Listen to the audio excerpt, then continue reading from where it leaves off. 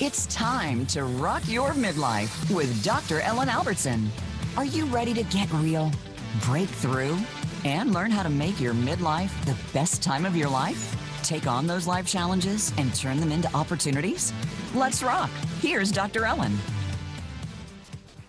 Hey, everybody. Dr. Ellen here, the Midlife Whisperer. Welcome to today's episode. I am thrilled that you are here because we have two amazing guests, and today is going to be all about empowerment, understanding what empowerment is and understanding what you can do wherever you're at in your life to be more empowered. So our first guest is going to focus on empowering you as you face aging, because I know that is an issue at midlife, right? We live in a society where 50% of us are midlife or older, and only about 15% of the media that we see refers back to us. That is changing. We are standing up and standing proud, but we're going to be talking about how you empower yourself as you age. And then our second guest is going to deal with a really important issue, which is really her life work. She's amazing, and she's going to be talking all about betrayal. So if you have ever been betrayed by a loved one, you're going to want to listen to this. And I know both of them are going to inform and inspire you. So let's just talk a little bit about empowerment, what it is and how we get there. So empowerment's actually a noun. The Oxford Dictionary defines it as authority of power given to someone to do something, and the process of becoming stronger and more confident, especially in controlling one's life and claiming one's rights. So I like to think about, quoting either Nietzsche or Kelly Clarkson, whatever doesn't kill you makes you stronger. And we become empowered by facing the tough stuff. And there's a lot of tough stuff to face at midlife. You may feel kind of like you're in a work situation that is not feeling fulfilling you. Maybe you're having issues in your marriage or your relationships. Your kids are getting older. You're facing empty nests. Maybe you're facing aging parents or the death of a loved one. You're feeling maybe a loss of identity. There's a lot going on at midlife. And, the issue so often when I meet people is our brains, it's neuroscience, our brains don't like change. So when you face all of these issues that are jolting, a lot of times you want to just duck and cover. Your brain's not interested in you being empowered. It's not interested in you being happy. It's here to keep you safe. And facing those fears, doing the things that empower you, really is a scary thing. And often our brains tell us just to be uncomfortably comfortable. But today's show is going to really help you with that. I'll tell you a little bit about my story. For years, I was so disempowered. I was in a marriage where I gave my power away. I let somebody control me. Even, as a kid, I wanted to be the good girl. I'm a recovering people pleaser, and just forming my life around pleasing others and just giving it all away. And what came to a head about 4 or 5 years ago, I left my marriage. I became empowered. Was out on my own for the first time, had a big health crisis where I went blind in one of my eyes 3 times, and fortunately got my sight back, but faced some really tough stuff. And if you've been listening, I've been talking candidly. I was diagnosed with breast cancer about a week ago. And it is scary and it's challenging, but I am empowering myself in a number of ways, because, we have a choice. We can transform, or we can go and duck and cover. We can have a breakthrough or a breakdown. And this isn't about to toxic positivity where everything is like great all the time and we can't be negative. We need to digest our difficult emotions. And that's what self-compassion is all about, which is one of the things that I really teach and learn. It was the topic of my dissertation. It's about treating yourself like a good friend and asking yourself, what do I need right now? So it's not about bypassing your difficult emotions. It's not about our spiritual bypassing where you're like, well, I'm just going to do hours of yoga and that'll elevate me and I'll get beyond this. It's about both holding the difficult emotions, but at the same time, empowerment for me is really about mindset. And it's about bringing my self-compassion and my mindfulness practice into it. The Buddha tells this story where he asks, you get shot by an arrow. That's the shit happens, right? So you get cancer, you are facing a divorce, maybe you're facing a job issue, and you don't shoot yourself again. The first arrow hurts, the second arrow hurts more. The second arrow is the mindset. It's the woe is me, this shouldn't be happening. It's the ruminating, it's the dwelling on it. And you can avoid the second arrow. And when you avoid the second arrow, you avoid a lot of suffering and you have a better outcome. You put on your big girl panties, you get off your fear potty, and you get the information you need. You work on your mindset, you get the support you need. And you really think about, how do you want your life to look and feel? And that's a question I have for you. If you're feeling stuck right now and you're not happy about it, rather than just being comfortable and uncomfortable, ask yourself, how do I want my life to look and feel? And start to visualize and see that. Write it out. Write a letter to God, the universe. Dear universe, I want to be healthy. I want to be well. I want to be in love. I want to live to 100. I want to live to the fullest. That's what I call your destination vibration. Really feeling the emotions of who you want to be, how you want to feel. It's a powerful way, something anyone can do to get empowered, and then create a plan. I have so many clients who come to me and they're like, oh, I hate my marriage. I just wish he or she would just disappear. And they don't do anything about it. You got to make a plan, start to get some information, do some research. I'm doing a lot of research around my treatment plan. I am laughing my ass off, watching stupid rom-coms every evening, dancing, hula hooping, doing silly videos on Instagram, because that's what keeps my vibe high and lights me up. But you need a plan. You need to figure out, what am I going to do? How do I get educated? And our guests are really going to help you do that today, to really inspire you to get empowered at midlife, because you have a choice. At midlife, there is certainly a dip in happiness. There's a U-shaped happiness curve across 138 countries. There's a dip in happiness around age 47. But the good news is you can make the most of your upswing. So if you are feeling lost, sad, aren't happy with your life, what you do with your life is up to you. You are totally responsible for your life and where you are at. Even if bad stuff happens, you can choose to transform, or you can choose to, stay stuck. So I hope today is going to give you some ideas, but keep your mindset positive. Do those things that light you up. Be your own best friend, practice self-compassion, and write out a plan and start to take some steps in the right direction. So, our next guest knows a thing or two about empowering yourself at midlife. He is literally written the book on it. It is a marvelous book that has me laughing until the tears come out. It's called Stupid Things I Won't Do When I Get Old. His name is Stephen Petro, and he candidly addresses the fears, the frustrations, and stereotypes that accompany aging. He offers a blueprint for the new old age and an understanding that aging and illness are not the same. As he writes, I meant the list to serve as a pointed reminder to me to make different choices, those empowered choices, when I eventually cross the threshold to old. He's an award-winning journalist and author who's best known for his Washington Post and New York Times essays on aging, health, and civility.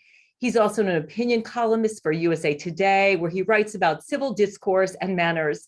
His 2019 TED Talk is fabulous. I just watched it today. It's called 3 Ways to Practice Civility. It's been viewed nearly 2 million times and translated into 16 languages. And I'm so honored to have him on the show. Welcome to Rock Your Midlife. Ellen, it is a pleasure to be with you. And I'm sorry to hear about your diagnosis. That is challenging. And I shared with you right before we went on the air that today is actually the anniversary of 38th anniversary since I had my first surgery for testicular cancer. And I really learned a lot over the years since then about empowerment, because I felt at that time, I was 26, that I didn't have the skills. I didn't have the thing in me. I didn't really know myself. And through that adversity, eventually came resilience. So my heart is with you. Well, thank you. And there are lots of silver linings, right? I mean, you talk, the book, you talk so candidly about some difficult issues and even some things that some people have embarrassment, even shame about. So bravo to you, because I think the more we shine a light on these issues, the more comfortable that we can get. So Tell people, why did you write the book? What was your motivation? So I started keeping this list of the stupid things that I thought my parents were doing as they were getting older, and they were in their 70s at this point, and I was in my early 50s. And so, here I am. I'm a journalist. I'm the eldest of three. I'm kind of the one who's always like had a mouth on him. So very much like my mother. I'll call it sassy, and that's a nice way to put it sometimes. But so I kept this list, and I thought, they're not making all the choices that would be best for them, and their world was getting smaller and smaller. This list was getting bigger and bigger, and finally, I wrote a column for the New York Times, and it had a much more milquetoast headline than the book wound up having. It was called "Things I Will Do Differently When I Get Old." And what surprised me and my editors was this column was number one for about 2 weeks, which is a long time in newspaper days. And then what surprised me was people started sending me their own lists. And I got about 200 lists from readers. And they were doing the very same thing that I was doing. And there's a lot of convergence and a fair amount of sort of innovative promises and pledges.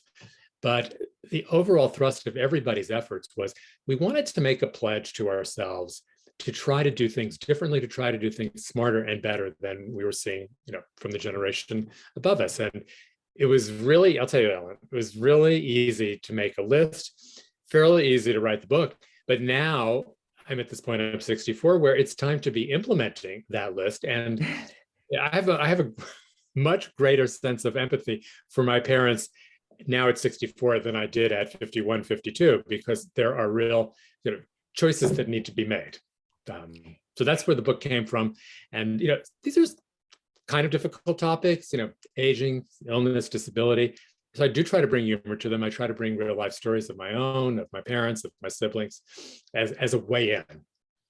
Yeah, and you write about the power of laughter. Can you share a little bit about the story where you discuss that, and what are some of the benefits in terms of aging gracefully, and also just the health benefits of laughing more? Well, I actually remember when I was undergoing my cancer treatment, there was a book by Norman Cousins, and this was published in the 1980s, Laughter is the Best Medicine. And that is a field that has been growing and growing with more and more science, in the 30, 40 years since then. And I think that we all know anecdotally that when we laugh, we have this release, and there's a hormonal release that's part of that. And we get a lift, and that's partly endorphins and other hormones. So, not that every situation is a laughable one, but often, there is humor to be discovered in our lives, even at difficult junctures. And I've been finding more and more that even at times of sorrow or grief or loss, there is joy and happiness and laughter, and you have to be open to it, and sometimes you have to seek it. And one example that just comes to mind, from the book and from my life was way before my parents passed, we were looking for burial plots for the family, because we all sort of wanted to be together, but we needed them to take the lead. And they were very like, sure, we want to do that. And then my mom would cancel, oh, I have a manicure that day. And then my dad would cancel, oh, I have to walk the dog that day. And finally we got out to the cemetery, and it's a beautiful cemetery. And my dad goes wandering off, and he finds the grave marker for Clay Felker, who was the founder of New York Magazine and a fellow journalist like my dad. And my dad comes back and says, oh, Clay Felker's here. And then my mom chimes in, well, that means Gail Sheehy will be here when she dies. We're in. And that was what happened. There was lightness in this, but it helped us come to a really challenging decision with a little bit of light and love. And yes, Gail is now next to Clay. Yeah, so laughter really is super helpful. I mean, I think it's the point of empowerment, right? That there are choices that we can make. What are some of the other empowering tips that you have for people who are listening and saying? And I love the chapter about your hair. So often I find women are just trying to look 26, right? And so just allowing yourself to be okay with where you find, I'm not saying whether you color your hair or not is totally up to you, that's fine, but being okay and saying, you know what, I can be beautiful and vibrant at any age. What are some of the other kind of attitude, mindset, empowerment tips that you have for people who are struggling with aging? Yeah, so that is a great question. And I have to say that in many ways, this book is about trying to make us more aware of all of the decisions we make on a daily basis that we don't really think about, but have such great impact on how we understand and view ourselves, and then how we present ourselves, to the world. So the first chapter is actually about adventures in hair coloring, and Diane Sawyer, the ABC newscaster, once told me, well, Stephen, anchors don't get older, they only get blonder. And being in journalism, having some degree of vanity, I went off and colored my hair. I wound up having this disaster.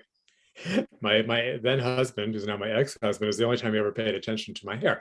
And and what I learned from that was starting to go inside more, find my authentic self. And perhaps my authentic self was going to go back to the colorist or not. But the point is, find your authentic self and try to feel comfortable with him, her, or them. Others are not defining ourselves by our ailments, by our illnesses. And I just want to read one quick section, if I may. Sure. That comes from the chapter called I Won't Join the Organ Recital. And you referenced this earlier. I love that chapter. It's actually my favorite chapter too. So I won't join the organ recital. It can happen anywhere at any gathering, anytime a few people of a certain age get together. First, the fanfare, what's new with you? Then the overture, the high cholesterol, the prediabetes, and the bum knee. And before you know it, the music swells and it's the full-blown concert of sciatica, angina, and replacement joints. Welcome to the front row of the worst musical review imaginable. And so what I'm talking about there is, I think we've all been in similar situations. And the problem is, if we talk ad nauseum about our health issues, we start to think of ourselves as, I'm a depressive, I have cardiovascular disease, I'm a cancer survivor, I'm so on and so forth, rather than I am all these attributes. I'm a son, I'm a brother, I'm an uncle, I'm a writer. And then we convey ourselves in our words. So I say, limit that part of the conversation to one drink or one mocktail, but be sure to be expansive about who you are. And I will say, just because we've been talking a little bit about cancer here, that really does not fall into this group of ailments. When you have a serious condition, you do want, if you're comfortable, to be able to talk about it, to reach out for support. That's a different situation than, I'm going to say, some of the milder diagnoses. So don't define yourself by your medical conditions is another one. Yeah, that's such an important point too, because when that becomes the focus of your life, it really drains your life energy. So I find one of the best things for me is, take that observer. I know that you meditate, you practice mindfulness of just, can you be that observer when I find myself going into this place and I was up at 2:00 in the morning last night thinking about, oh my gosh, chemo, what does this all mean? And I just was like, stop. It's not serving you. It's where your brain automatically goes. But I think people do that too. They become, like, as you said, they become their illness. So it's important. It's almost like worrying about it is like praying for what you don't want to happen. When you constantly complain, you constantly worry, that drains your energy. Your vibration is lower, and it's good to move on to other topics. Let's talk about my personal favorite chapter was the surfing chapter, which is called I Will Not Be Afraid to Fall. Is that what, and you talk about that, and then you go on to talk about learning to surf. Can you tell us a little bit about the relationship between being scared to fall and being able to turn that around to actually ride a wave all the way to shore? Sure. At midlife? Yes, and I love that chapter too, because I learned so much from one of my nieces, Jessie, who was then 21, and we were on a family vacation in Hawaii. And I had been a very intermittent surfer in my life, intermittent like once every 10 years. So terrible, but loved it. And at this point, so I guess this was about 4 years ago, I had developed this fear of falling, and I had seen both my mother and my father and my grandparents, have a fear of falling, continue to fall, not really learn the lessons. And then my dad had a terrible fall, and that is actually what precipitated his passing. So I wanted to use this surfing experience in part as a way to learn how to deal with that fear, to confront it. And so I did, and there was a lot of falling that happened, but I wasn't getting hurt. And I learned some actual techniques in how to fall in a way that made me safe. But what I saw from my niece was she was not falling, and wasn't because she was a great surfer, it's because she had this focus. And she was focused, in this case, on the shore, and she kept her eye on the prize. I saw myself on the surfboard. I'm like looking over here, and I'm looking over there, and some underlying fear. And so by stepping up and confronting the fear, but also just saying, what is my goal? And then staying focused on that really helped me with that whole question of falling and balance, and also helped me to understand a little bit more what balance is. If you think about like being knocked or losing your balance, our first response is to tighten up and become like stoic and strong. But look at trees. The trees that will survive a windstorm are the ones that have the flexibility. They're the weeping willows that can kind of move with the external forces. And that's what we need to be able to do. And that's also what you need to do when you're surfing. You cannot be rigid on the board. You have to be kind of a flowing tree, to mix my... No, it's a good note. And also I live in Vermont. So it's, if you skid, you don't put your foot on the brake. So any of this sort of stiffening, and I think just going into our, conversation about empowerment, it's about learning to be flexible and about not looking fear. When you are afraid, you freeze. Usually you get blinders on, you're either freezing, you fight, freeze, or flee. And you aren't able to use your cognitive abilities and stay on the board and enjoy your trip. So I think so much of this book is so much about not taking yourself so seriously, being flexible like the tree, and also living your life to the fullest, because regardless if you're 6 years old or 60, the rest of your life is in front of you, and you have choices that really determine what shows up in your life. Those people who are talking about their diseases and always focused on that's what their life is about. If you want your life to be fun and be about something bigger and bolder, you got to change your focus. Well, something you said, about being up at 2:00 at night, worrying about chemotherapy, we can't always control, we can't really control what happens in the world around us. Things happen, things come at us. What I have learned through my meditation practice and through living is we can control, to a much larger extent, how we respond to those forces, to those events. And, it sounded like you had a moment there where you said, okay, I see what's going on here. I'm going to break that chain. And I've really worked hard in my own life, but I think when it comes to aging, things will happen. But how do we respond to that? And that is something we can own. That is something that we can really work on to make for better responses, to become more adaptable, to take them on rather than to get knocked down by them. Yeah, that's a fabulous point. I want to talk a little bit too about, what can we do as a society? I was looking at one of your statistics that you quote from the World Health Organization, that older adults subjected to ageism live an average of 7.5 years less than people with more positive views about getting older.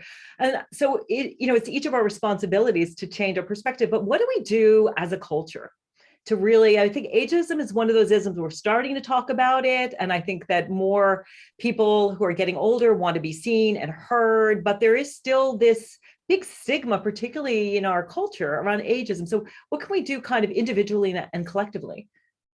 Yeah, I mean, if you look at racism, if you look at sexism, just as two examples, people generally have agreed that that's wrong. And, that's kind of a collective value.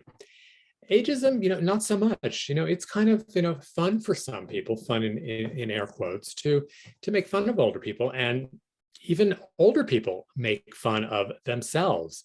I have a birthday card from last year that some friends my age gave me. And there are two cows on the front of it, and one of them is trying to hear the other one. And then you open it up, and it says, it's in the tiniest print, so you really can't read it.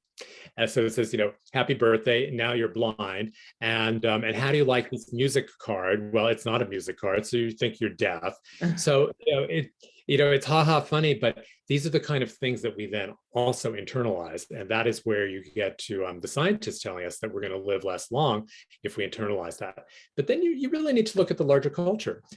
How are people over 50 depicted, even if they are depicted in the media, in movies? And a lot of that is, we're idiots who don't know how to use technology. We get scammed. We're hobbling around. And, the problem with that is, everyone else is absorbing that. And so we need to really work to change those images. And, there are groups out there that are, very forceful about doing that. Mary Furlong and her organization is one of them, Third Wave. But it's really important to be able to see these things because we're kind of passive observers a lot of the time and we don't even realize. Yeah, those are awesome points. And I think for people who are listening to it, each of us, if we show up empowered and feeling good about ourselves as we're aging, we really are shining that light and also empowering others to do the same. And just want to reflect on sort of all of humanity, that I think that the biggest issue we're having is we don't see the divinity in everyone and everything and each other and ourselves. And I know that on your platform, you talk a lot about queer youth and really helping to empower them. How do we extend that too, so that again, we're just empowering everyone and just allowing everyone to be themselves? And I have a queer child and I have a trans sister, and it's near and dear to my heart. And I feel like some people who are facing these issues are kind of out there to say, this is who I am. I'm an individual and I don't want a label. I don't want a label of what my gender is, or maybe I want to change that. This is who I am, and I am wanting to be valued for my authentic self. But you have thoughts on kind of the work that you're doing and how we can all just embrace everybody regardless of gender orientation or sexual orientation, age, race, just be humans. Well, that is, I think, one of the greatest challenges of these times, because we're more polarized than ever before. So many people tend to think in binaries, black, white, old, young, straight, gay, so on and so forth. And the world is not binary. The world is a spectrum wherever you look. And I think that takes a recalibration of how we understand our lives and our families and our communities. That being said, it's a very challenging time when you look at really the political atmosphere. You have Florida with Don't Say Gay, and then yesterday I read that they banned math books that might have had some like social studies examples in them, and so now math is considered part of critical race theory. And what I really think is there's so much fear of difference, rather than embracing difference, which I think is such a beautiful thing and helps us to explore different worlds and get to know different people. But there is fear of difference, and that is driving us apart. And I have found in the talks I give and the work that I do, learning how to listen again is really important, but learning how to be vulnerable with each other and be open about who we are, what we fear. That is the way, by telling stories, that we often can connect. But with so much noise, it's both hard to do and it's risky.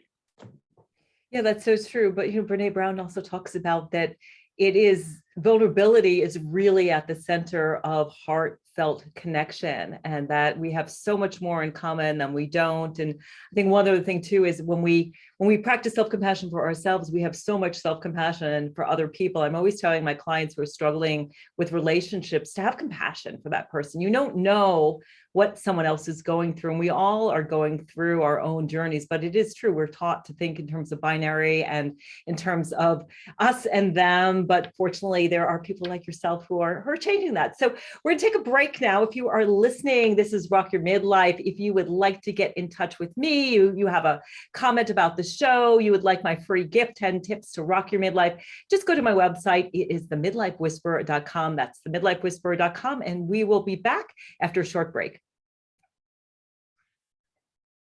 All right, all clear. Thank you. We're still on Facebook, so just let you know. But thank you, Stephen. It's such a pleasure to talk with you. And Yeah, I feel like millennials, because they're this whole movement of non-binary and all coming out about all of that is, I feel like they kind of are here to show us that I just want to be an individual. Just love me for me.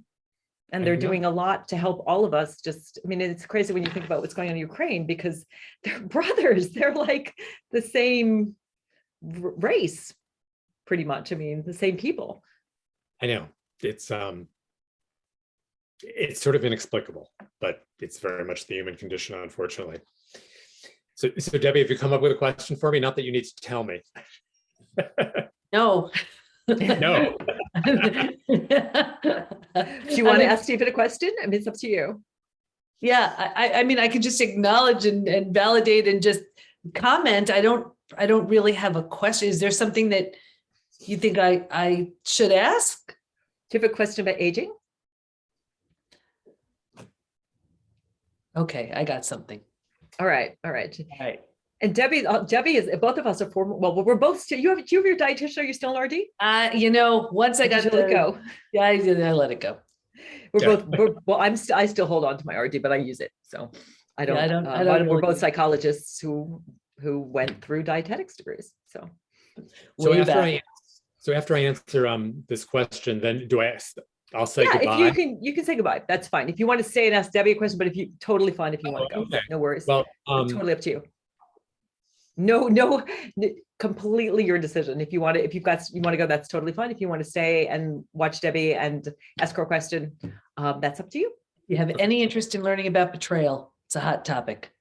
Oh, believe me, I have a lot to say about that topic. Okay. Then you may want to stick around. She's pretty amazing. She's literally written the book on it, and has a whole post-betrayal transformation process of going from the burned down house to a brand new house with more rooms and better bathrooms. So That's true. So feel free. Either way is fine with me. So I think we'll probably be back in a moment. I appreciate both being here.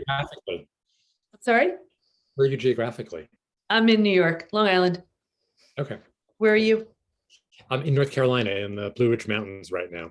Oh, nice. Two of my kids went to High Point in North Carolina. Oh, okay. Yeah. Great school. Great school, yeah. Beautiful. The other two went to San Diego. Beautiful. I remember when my brother did his junior year abroad at Santa Barbara. He went to Middlebury. He was Middlebury most of the time. So you're up there the junior year in Santa Barbara. Yeah. Oh, good. Middlebury in Vermont. Sorry to interrupt you guys. We're coming back on in about 25 seconds. All right. So Debbie, I'm going to tell a quick story about a client of mine who had betrayal syndrome, and then she discovered that she had the BRCA gene, like right after the betrayal issue, and then we'll bring you on. Keep track of your favorite episodes, shows, and hosts in your own customizable library. Find out what shows you might be interested in based on your favorites. Plus, you get insider access with our newsletter. Membership gives you more. Sign up at voiceamerica.com and click register at the top right.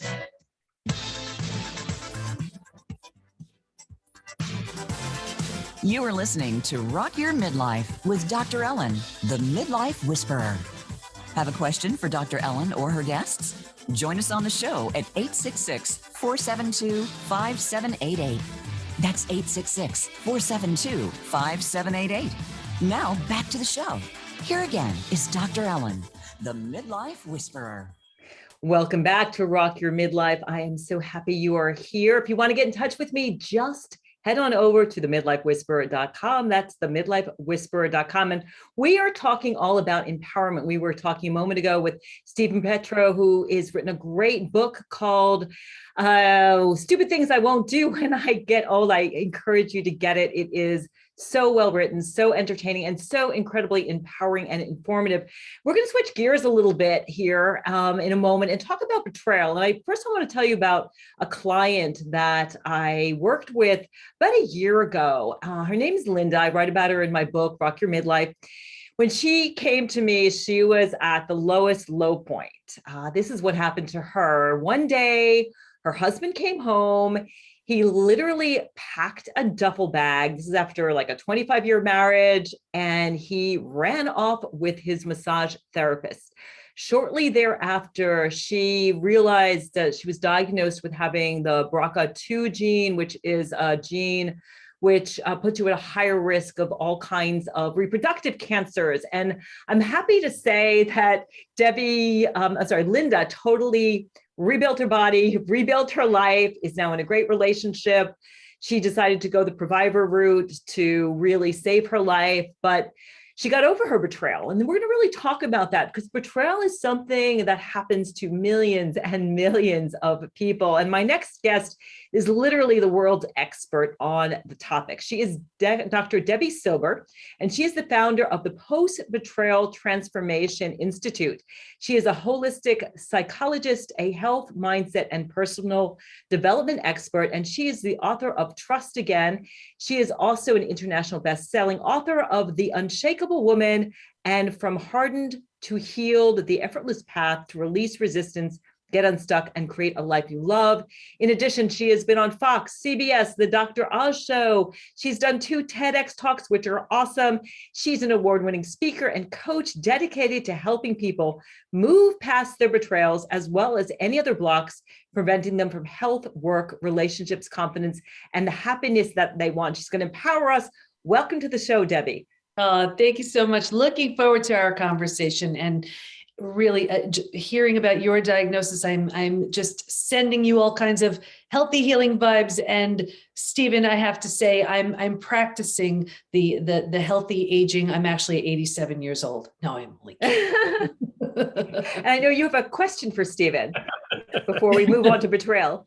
Yeah. My question, I guess my question is, how do you continue to not just to not get affected by it? Because it's so true. There are so many messages. I'm over 55. So I'm in that category of, where they ask the age groups. It's almost like 45 to 50, 55 plus to forgotten. So how do you keep reminding yourself that this is just a new phase, and it has the potential to be even better than you expected? Well, first of all, Debbie, you look really good for 87. Thank you. I want to know who does your work. Not that you've had any work. Anyway, I think that's really a great question. And I think what I am seeing is there's so many great role models out there, great role models, in the world of celebrity, and people that we know who are living, fuller lives, active lives, engaged lives. There's this concept that I love. It's called being a perennial. And it doesn't matter how old you are, anybody can be a perennial, but it's really having these attributes about being engaged, wanting to have adventure, and being curious. And so I do remind myself of those things, on a near daily basis. I keep a gratitude journal in part for that, but it does take a certain amount of being awake. So that is the best answer that I have for you. And I'm really looking forward to the rest of your conversation with Ellen. And thank you for mentioning that too, because I didn't mention the perennial, which I love, because I am nuts about flowers. So I'm glad that you mentioned that. Like, we can just say we're perennials, like everybody can just be a perennial. So let's switch gears again, and let's talk about betrayal. First, what is it specifically? Why does it hurt? Why does it impact? And what does it create? Yeah. I define betrayal as the breaking of a spoken or unspoken rule. Every relationship has them. And the way it works is the more we trust and the more we depend on that person, the deeper the betrayal. So for example, a child who's totally dependent on their parent, and then the parent does something awful, that's going to have a different impact than, let's say, your coworker taking credit for your idea, your best friend sharing your secret. Still a betrayal, different level of cleanup in the wake. And the reason why it affects us so much, think about it. When the person you trusted the most, or the people you trust the most, prove untrustworthy, who do you trust? When the one you run to, when other people are causing harm, when that's the one causing the harm, where do you go? It's so foundational. So when that foundation is shattered, it shatters everything, our body, our mind, our worldview. Yeah, so it's not just about the person in that relationship, but that it can erode all of your sense of being able to trust anybody. Well, think about it. What happens is you don't trust the person who betrayed you. And then you don't trust yourself, because then you say, I'm a bright person. How did I not see? How did I not know? So if you don't trust the person you trusted the most, and now you don't trust yourself, well, then how in the world can you trust in anyone and anything? And so the challenge is, if you don't rebuild that, you're walking around in this state of not having the ability to trust in others, and then there's no sense of connection. Life is all about our relationships and connection and intimacy, and we hold all of that at bay when we don't rebuild that. And people ask me all the time, can trust be repaired? And I say no. Can it be rebuilt? Yeah, but it's a big job. Definitely you can do it, but it's a big job.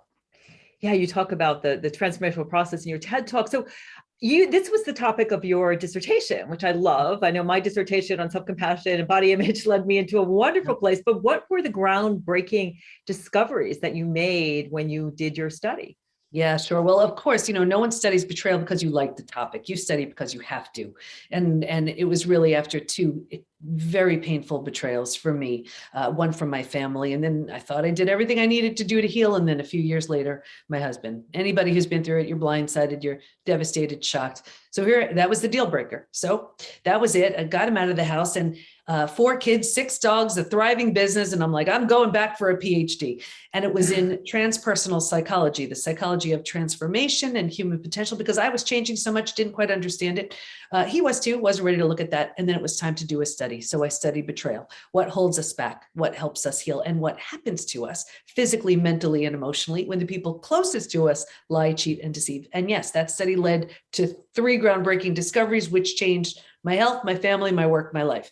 The first one was that originally I was studying betrayal and post-traumatic growth. And for those who aren't familiar, post-traumatic growth is like kind of an upside of trauma, how that trauma, death of a loved one, disease, natural disaster, whatever, leaves you with a new awareness, insight, perspective you didn't have. But I had been through disease and I had been through death of a loved one. And I was like, no, betrayal feels so different. I didn't want to assume it was the same for everyone. So I asked them, if you've been through other crises, does betrayal feel different for you? Unanimously, they said, oh my gosh, it's so different. And here's why. Because it feels so intentional, we take it so personally. So the entire self is shattered and needs to be rebuilt. Rejection, abandonment, belonging, confidence, worthiness, trust. When you lose someone you love, you mourn, you grieve, you're sad. You don't necessarily question your ability to trust again. You don't necessarily take it personally, right? So that type of healing needed its own name, which is now called post-betrayal transformation. So as post-traumatic growth is the complete rebuild of your life, post-betrayal transformation is, yes, you need to rebuild your life, but you also need to rebuild yourself. That's post-betrayal transformation. That was the first discovery. The second one was that there's actually this collection of symptoms, physical, mental, and emotional, so common to betrayal, it's known as post-betrayal syndrome. And we've had easily 60, 70,000 people take our post-betrayal syndrome quiz on our site to see to what extent they're struggling. What's interesting about that quiz is we've all been taught time heals all wounds. Well, I have the proof when it comes to betrayal, that's not true. There's a question that says, is there anything else you'd like to share? And people write things like, my betrayal happened 40 years ago, and I can still feel the hate. My betrayal happened 35 years ago, I'm unwilling to trust again. My betrayal happened 15 years ago, feels like it happened yesterday. So we know betrayal is a very different experience that requires a very different protocol to heal. So any questions on that so far? Yeah. Well, I was going to say, I love the metaphor that you use, that it's like, well, resilience, coming back from trauma is like you repaint your house, maybe you remodel the kitchen, but betrayal is like, a tornado's hit your house. The house has been, or, you've had a complete fire. There is no house and you have to rebuild it from scratch. So what are the 5 stages from betrayal to breakthrough that you discovered in your study? Yeah. So, a betrayal really lends itself to creating an entirely new identity. You take all the parts you love, you leave behind what no longer serves. When the third discovery showed up, that for me was the most exciting. And what we learned was while we can stay stuck for years, decades, a lifetime, and so many people do, if we're going to fully heal, and by fully heal, I mean symptoms of post-betrayal syndrome to that whole healed state of post-betrayal transformation, we're going to go through 5 proven predictable stages. And we even know what happens at every stage. And we know what it takes to move from one stage to the next. There is a roadmap to heal from all of it. So would you like me to go through the stages? That would be great for people who are listening. And I'm sure there are people who've experienced this. What are the stages that people go through? I'll be curious to see how they differ from the kind of the stages of grief that we probably know really well. Yeah. And grief is a very important factor in our healing, and it comes in at a certain stage. It comes in around stage 3, stage 4. So it's all mapped out in trust. Again, it's what we teach within the Institute. Our coaches are all certified in the 5 stages, but here's a distilled version. So stage 1 is like a setup stage. And if you can imagine 4 legs of a table, the 4 legs being physical, mental, emotional, and spiritual, what I saw with everybody was a real heavy lean on the physical and the mental, and kind of neglecting the emotional and the spiritual. So what does it look like? It looks like we're really good at thinking and doing, and not really prioritizing the feeling and being. But if think of a table with only 2 legs, right? Easy for that table to topple over. That's us. Stage 2. I'm curious, why is the feeling and being the spiritual piece and the feeling piece? Is that because we are just, as a culture, we're not taught to feel, we're taught to shove all our emotions down, unless we get depression, and then we're taught like therapy or pills or do things for that, but we're not taught that all emotions are valid and how to experience those. And I think we're also not quite taught how to be spiritual. Exactly. And on top of that, we have so many things on our to-do list that the only way we can get it done is to almost feeling takes time. And we almost turn that down so we can become almost machine-like and just check things off our list. I think it's important to note too, that you have to think about the emotional, spiritual. When you're thinking about self-care, it looks like so many different things. We always think about self-care as, I go to the gym, I eat right, I do the mani-pedis, I get a massage, sleep, those things. But then there's a deeper work, which is also part of self-care. Absolutely. And we often neglect that because we're just too busy. We're just too busy getting it done. Now, that's not to say if you're busy, you will be betrayed. This was the typical profile we saw. Stage 2, shock, trauma, D-Day, discovery day. This is the scariest of all of the stages. And it's the breakdown of the body, the mind, and the worldview. Right here, you've ignited the stress response. You're headed for every single stress-related symptom, illness, condition, disease. Your mind is in a complete and total state of chaos and overwhelm. You cannot wrap your mind around the information you just learned. This makes no sense. And your worldview has just been shattered. Your worldview is your mental model, the rules that prevent chaos, that govern you. These are the rules. Don't go there. Trust this person. This is how life works. And in one earth-shattering moment or series of moments, everything you've known to be real and true is no longer. The bottom is bottomed out on you. And a new bottom hasn't been formed yet. So this is terrifying, right? But think about it. If the bottom were to bottom out on you, what would you do? You'd grab hold of anything and everything you could to stay safe and stay alive. That's stage 3. Survival instincts emerge. It's the most practical out of all of the stages. If you can't help me, get out of my way. How do I survive this experience? Where do I go? Who can I trust? How do I feed my kids, right? Here's the trap though. Once we've figured out how to survive our experience, because it feels so much better than the shock and trauma of where we just came from, we're like, whew, okay, we're good. And because we don't know there's anywhere else to go, we don't know there's a stage 4 or stage 5. Transformation doesn't even begin until stage 4. But because we don't know there's anywhere else to go, we start planting roots here. We're not supposed to, but we don't know that. And 4 things happen.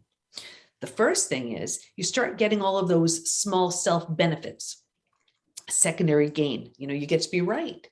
You get a target for your anger. You get sympathy from everyone you tell your story to, right? You don't have to do the hard work of learning to trust again. Can I trust you? Should I trust you? Forget it. I'm not going to trust anybody. So you plant deeper roots. Again, you're not supposed to stay here, but you don't know that. And now that you're here longer than you should be, the mind starts kicking in. And now you start thinking things like, well, maybe I'm not all that great. Maybe I deserved it. maybe this, maybe that. And you plant deeper roots. Now, because this is where you are, these are the thoughts you're thinking. Well, this is the energy you're putting out. So like energy attracts like energy. So now you start calling situations and circumstances and relationships towards you to confirm, yep, this is exactly where you belong. The misery loves company crowd. They come around now too, right? Gets worse, well, I'll get you out of here. Because it feels so bad, but you don't know there's anywhere else to go. Right here, you resign yourself. You're like, this stinks, but I don't know what I can do with this. So right here, you start using food, drugs, alcohol, work, TV, keeping busy, anything to numb, avoid, and distract yourself from what's so painful to feel or face. So think about it. You do that for a day, a week, a month. Now it's a habit, a year, 10 years, 20 years. And I can see someone 20 years out and say, that emotional eating you're doing, or that drinking you're doing, that numbing in front of the TV, do you think that has anything to do with your betrayal? And they would look at me like I'm crazy. You say it happened 20 years ago. All they did was put themselves in stage 3 and stay there. Does that make sense? No, that makes total sense, just both because the brain naturally wants to, first of all, ruminate. So we think that if we think about our problems and issues, why is this happening to me? Was this my fault? We reinforce those neurotransmitters that are happening, and we think we're going to figure it out. And of course, so much of my work is about, both of us are dietitians, have been working with food and nutrition. I see this all the time where we don't address the food issue. But the food, what's happening is people are, when you address the issue, the trauma, the betrayal, the eating and the drinking issues go away naturally. But what people are doing is, instead of healing the pain and dealing with the trauma and the betrayal, they're going for the dopamine squirt. So they're going for, food, sex, rock and roll, gambling, shopping, all of those things, which raise your dopamine. The problem is you just need more and more and more of it, and it never goes away. And you're never addressing the initial issue. And so the emotion just keeps festering. So what's 4 and 5, and how do we get out of this stage 3, which sounds like hell? It is. It's awful. And that's why I wrote From Hardened to Healed, because while trust again moves someone through the 5 stages, I found everybody is staying stuck in stage 3. You've been through the worst of it already. You owe it to yourself to move through the stages. But if you find you're stuck in stage 3 anyway, that's why I wrote From Hardened to Healed. If you're willing to let go of the small self benefits, grieve, mourn the loss, bunch of things you need to do, you move to stage 4. Stage 4 is finding and adjusting to a new normal. So here's where you acknowledge, I can't undo my experience, but I control what I do with it. Just in that decision, you're turning down the stress response. You're not healing just yet, but you stopped the massive damage you've been creating in stages 2 and stage 3. I always use the example of, if you were to move to a new house, office, condo, apartment, whatever. It's not quite cozy or familiar yet, but it's okay. It's going to be okay. That's the feeling of stage 4. But what's really interesting also about stage 4 is, if you were to move, you don't take everything with you. You don't take the things that don't represent who you want to be. And what I found was, if your friends weren't there for you, right here, you've outgrown them. And people say to me all the time, what the heck? I've had these friends 10, 20, 30 years. Is it me? Yes, it is. You're undergoing a transformation. And if they don't rise, they don't come. Very common to change our friendships, moving from stage 3 to stage 4. Anyway, I just find that's true too. When the transformation in general, I always say, if you've got to rehab your relationships or move on, because it's like, they still think you're the caterpillar and they're treating you like the caterpillar. And you're like, wait a minute. No, I'm the butterfly, and I need to find butterflies. I need to hang out with people who fly and eat nectar versus people who crawl in the leaves and eat trees. Yeah, exactly. And that's why it is so common. But when we don't know that's coming, we think, what the heck? Well, I was okay with these people, and now I'm like a fish out of water. I don't belong. Well, that's why. Anyway, when you've made stage 4 cozy, you've made it home, mentally, you move into the 5th most beautiful stage. And this is healing, rebirth, and a new worldview. The body starts to heal. Self-love, self-care, eating well, exercise, things like that. You didn't have the bandwidth for that earlier. Now you do. Your mind is healing. You're making new rules. You're making new boundaries based on the road you just traveled. And you have a new worldview based on everything you see so clearly now. And the 4 legs of that table, in the beginning, it was all about the physical and the mental. By this point, we're solidly grounded because we're focused on the emotional and the spiritual too. Those are the 5 stages. Yeah, that is so cool. I mean, I just love what you said about people staying in that stage and having all of the emotional eating, abuse of substances, and how you can heal. So how does someone know if they have post-betrayal syndrome or whether or not they've healed from it? Yeah. Well, there are those classic symptoms. Here, for example, I'll just give you sort of a general way. We see an unhealed betrayal in health and work and relationships. For example, in relationships, I'll see it in one of two ways: a repeat betrayal. A repeat betrayal is a clear sign of an unhealed betrayal. The face has changed, but it's the same thing. There is a profound lesson needing to be learned. I'm not saying that the betrayal is your fault. It's your opportunity. And until and unless you learn what that lesson is, you need better boundaries in place. You are lovable, worthy, deserving, whatever it is. You will keep having opportunities in the form of people to teach you. The other way we see it is the big wall goes up. It was been there, done that. No one's getting near me again. We think that's coming from a place of strength. It's not. It's coming from fear. Clear sign of an unhealed betrayal. In health, we see it this way. People can go to the most well-meaning doctors, coaches, healers, therapists to manage a stress-related symptom, illness, condition, disease. At the root of it is an unhealed betrayal. And we see it at work. You want to ask for that raise or promotion. You deserve it, but your confidence was shattered in the betrayal, so you don't have the confidence to ask. You want to be a team player, right? A collaborative partner, right? But with your boss, your coworker, but the person you trusted the most proved untrustworthy. How do you trust the boss, the coworker, the partner? It shows up everywhere. Yeah, and you talk about in your talk as well, the physiological things. I can imagine that heart disease is a big issue, even cancer, the inflammation, all of that. So we are almost out of time. So I want to let people know, Dr. Debbie, how do they get in touch with you so they can get the healing that they need? Yeah, the best thing to do is just to take one of the two quizzes, post-betrayal syndrome quiz or the healed or hardened quiz. You can just find everything at the PBT, as in post-betrayal transformation, thepbtinstitute.com. Okay, the pbtinstitute.com. It is there. It's going to be in the show notes. Debbie, thanks for joining. And thank you all for listening. If you want to get in touch with me, just go to themidlifewhisperer.com. That's themidlifewhisperer.com. I would love to know what you think about the show. If you have ideas for guests, I would love to know what you thought about today. I hope that you found it very empowering. I know that I learned a lot. Debbie, thanks again for joining. And thank you again all for being here. We'll see you next week. Thank you. All right, we're all clear. Great show. Thank you. Thank you, Debbie. Thank you. you. So much, Dr. Ellen. Talk to you next week. Oh, you're welcome. I hope that you enjoyed hearing Stephen. I did. He's a busy guy. Wonderful. That's Good. it. Yeah. Well, let me know when it goes live. And I know it was streamed. Oh, it's live right away. Yeah. No, so it was. Voice Okay. America I should say it'll probably put it up. I don't know if the lag time. I mean, it's live streamed to. Let me just actually stop the recording and